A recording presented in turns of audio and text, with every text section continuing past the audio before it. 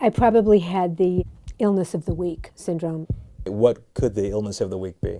Could be anything from multiple sclerosis to lupus or a brain tumor. I mean, big things. Nothing. For years, Ava Kelberman was sick with worry.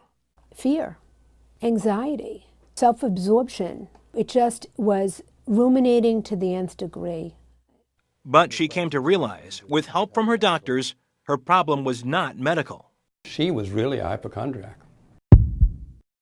Dr. Tom Delbanco, professor of primary care at Beth Israel Deaconess Medical Center in Boston, has been her doctor since she was a teenager.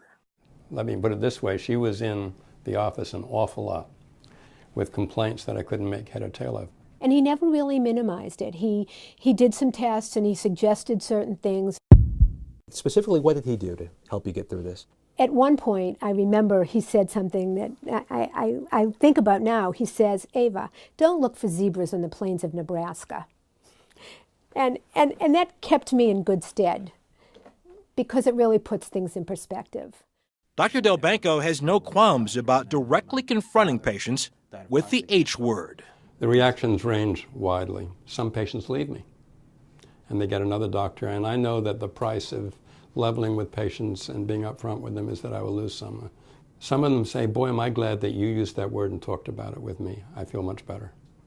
Others will say, you've got to be crazy to call me that. You just haven't figured out what's wrong with me, work it out. Should people take hypochondriacs seriously? Yeah, I think that's a really important point. Dr. Arthur Barsky is director of psychiatric research at Brigham and Women's Hospital in Boston.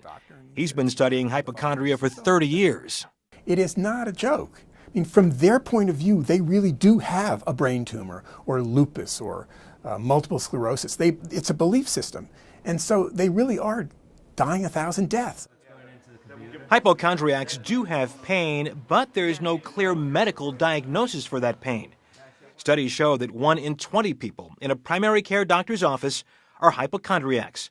It affects men and women equally. In most cases, what does the hypochondriac want the doctor to do? Pay attention to them. Physical exams, time, explanations. Dr. Barsky's latest book has a recipe for change. Think positively. Find a distraction. Try medication if you're depressed. And stop checking the internet. A headache that you think is due to a brain tumor is a lot worse than a headache that you think is due to eye strain. Your idea about what's going on really affects how it feels.